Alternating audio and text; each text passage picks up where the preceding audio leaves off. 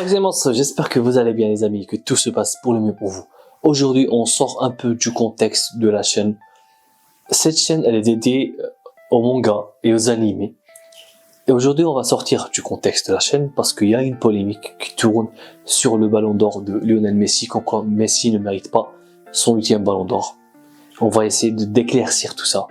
Les pro-Ronaldo n'en peuvent plus, ils vont mourir parce que Lionel Messi a gagné son 8e ballon d'or.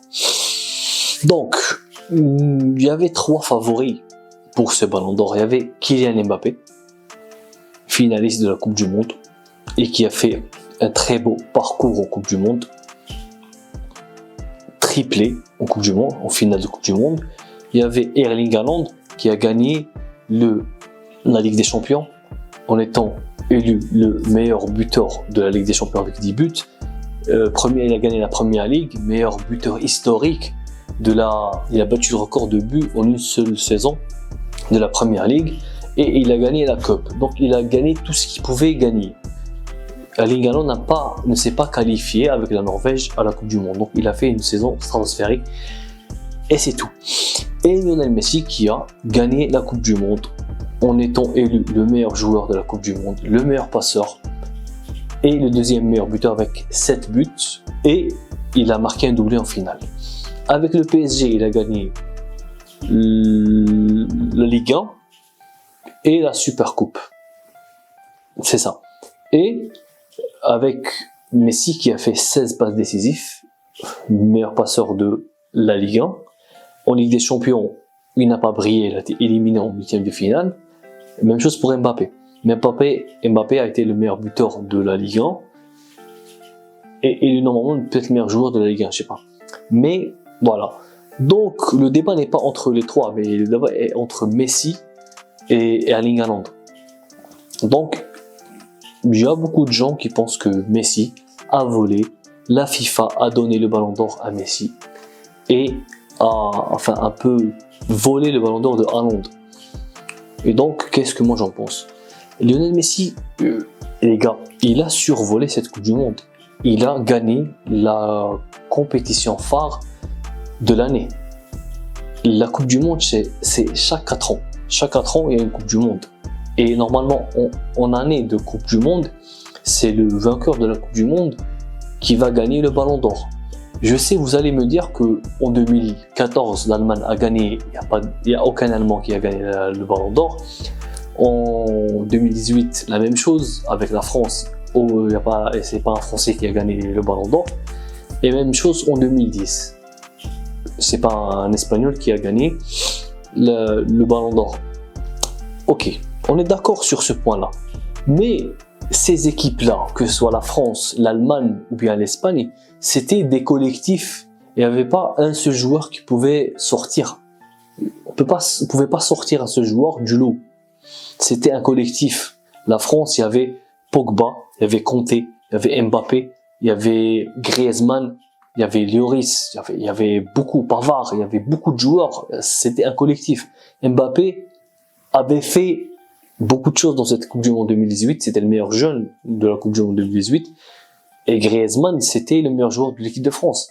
Mais le meilleur joueur de la Coupe du Monde 2018, c'était Modric.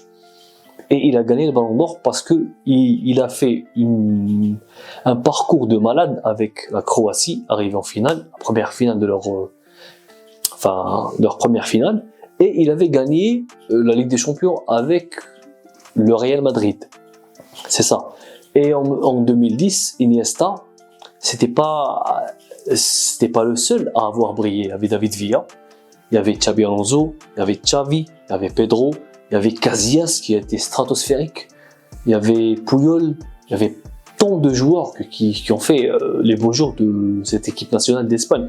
C'était pas un seul joueur, Iniesta, c'était un parmi tant d'autres. Et même chose avec la Coupe du Monde de 2014.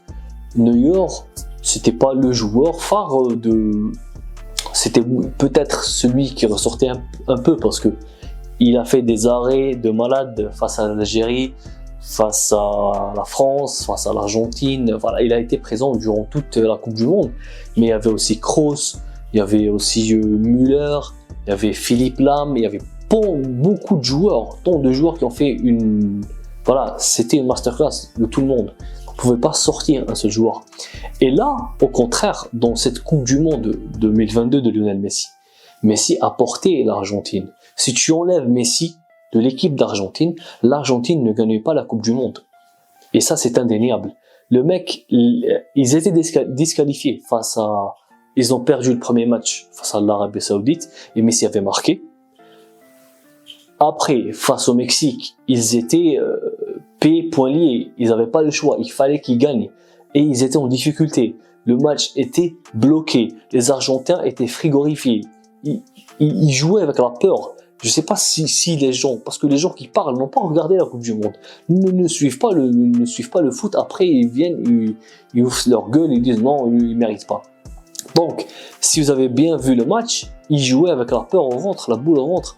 Et Messi a débloqué le match. Et ils ont pu gagner face à la Pologne. Ils ont gagné 2-0. Je ne sais pas si Messi n'a pas marqué, mais il a beaucoup apporté dans ce match-là. Face à l'Australie, il marque un but de malade. Il met une passe D.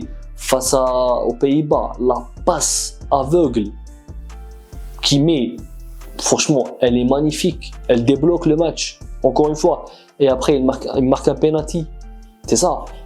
Face à la Croatie, Messi, la passe D qu'il met, le coup de rein qu'il met, le dribble qu'il met pour pouvoir donner la passe et qu'il puisse gagner et marquer le but. Franchement, c'est des images phares qui vont rester. Et en finale, il termine ça en beauté en marquant en doublé face à la France. Donc Messi a été le meilleur passeur avec 3 passes décisives. Il a été le deuxième meilleur buteur avec 7 buts et doublé en finale, plus meilleur joueur de la compétition. Voilà. On va aller voir du côté de Haaland. Côté de Haaland, je dis pas que Haaland ne mérite pas le Ballon d'Or, mais on va voir Haaland. Haaland, il a joué la Ligue des Champions. Ok, il a gagné la Ligue des Champions. Ok, il a été transparent en finale. Il n'a pas fait gagner son équipe en finale et en demi-finale aussi. Il a été transparent en finale.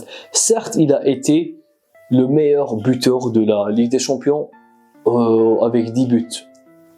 Clairement, on a vu des meilleurs buteurs qui ont mis plus que lui. Benzema, il en a mis 15, Ronaldo 16, Messi 14, voilà.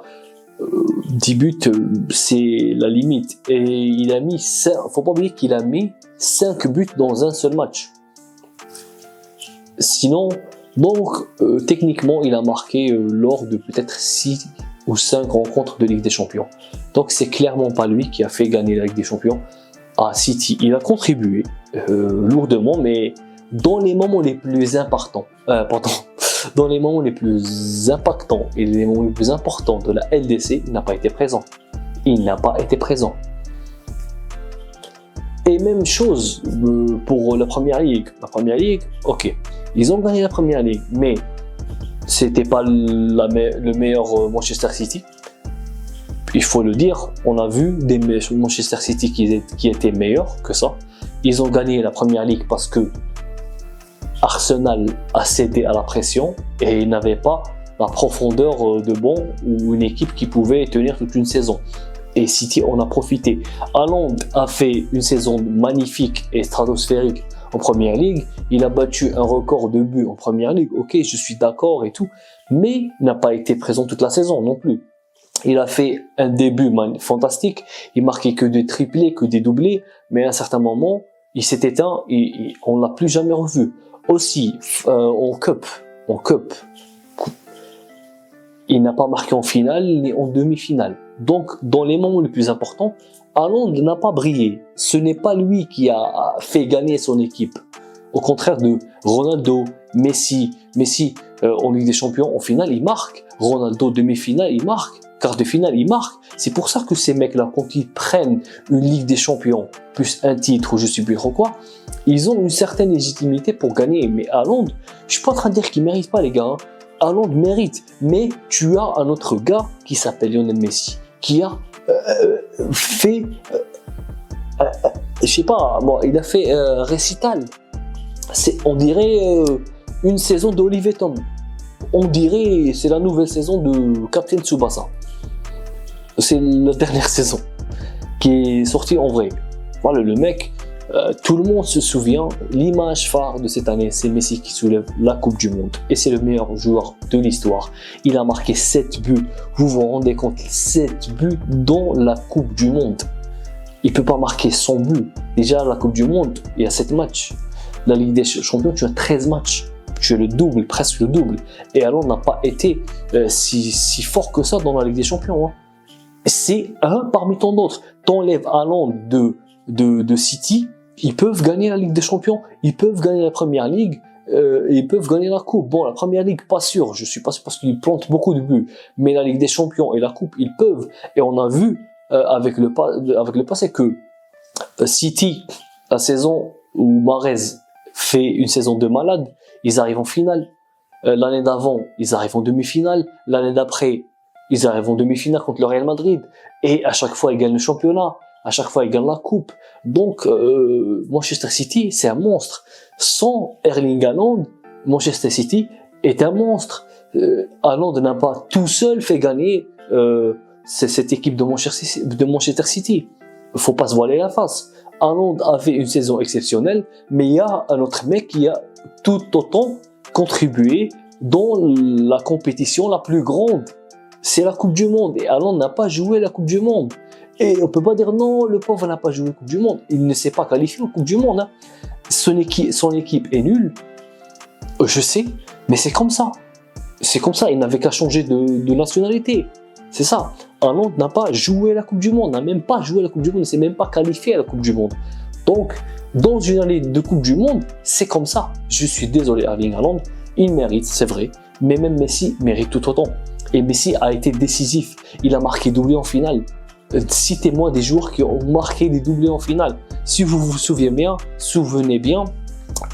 Zinedine Zidane, en 98, a gagné le Ballon d'Or parce qu'il avait marqué un doublé en finale. Et il avait raté beaucoup de matchs de la Coupe du Monde. C'était pas le joueur phare de la France. Hein.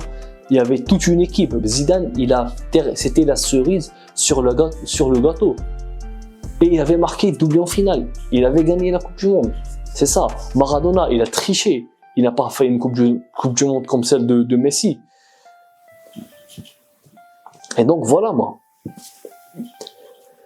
Donc dire que Messi, et on a aussi qui disent que Messi, une saison catastrophique au PSG. Non, je suis désolé. Le mec, dans cette saison 2022-2023, il marque 38 buts et 25 passes décisives.